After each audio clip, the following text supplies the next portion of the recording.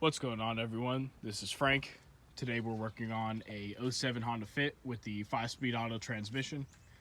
The issue I'm having is between first and second gear, I'm having a pretty rough shift. I've already replaced the fluid, I've replaced the filter, I've replaced the pressure switch as well, and I haven't seen any changes. So what I'm going to do today is remove and test the linear solenoids. First thing we're going to do is remove our battery. It's going to be a 10 millimeter here, one right here, and then a 10 millimeter here, and one underneath this little clip here. Be careful when removing these because they're held on with J-hooks. So if you're not holding these hooks while you're removing it, they will fall down. Next, we're going to remove the upper portion of our airbox. It's going to be these 4 little retaining clips. Last one's here. And now you're just going to lift up on it and wiggle it out.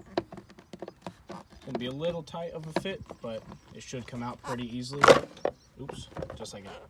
You want to be gentle because the filter will be in there. Next step is to remove the lower portion of our airbox. There's going to be a 10 millimeter right here, 10 millimeter down here, and this little hose, it just pushes right off. Then you're going to need to remove this line here. You're going to take a pair of pliers, pinch this clip, and pull it off. Then there's a connector back here. You're going to have to put your thumb down on this tab and remove it. And then lastly, this is holding the airbox onto the throttle body. It's a small 7/32 screw, or it has a Phillips head on it if you can get that. I almost stripped it out, so I used a socket instead. Once you have your airbox off, it gives you pretty good access to the transmission solenoids. This is your dual linear solenoid. This side, I believe, is responsible for your first and second gear shift, and this one for your third and fourth. And then the one in the back over here, I believe that one's for your 5th gear / overdrive. To remove the solenoids, you need to press down on these tabs here and take off the connectors. Same principle in the back. And then there's going to be 6 bolts holding it on. There's 2 down here, 2 in the center, and 2 up top. They're all 10 millimeter. Before you take off the solenoid, it's always a good idea to spray around. As you can see, I have a lot of dirt right here. It's a good idea to take some compressed air and just clean out the area so nothing falls into your transmission. To get the solenoid out, you'll have to remove this bracket as well. There's just a 10 millimeter bolt right here. It's pretty easy to reach. Once you get that bolt out, there's also a hose right here that's held on in a little retainer. All you have to do is just use a little force and push that out of the way.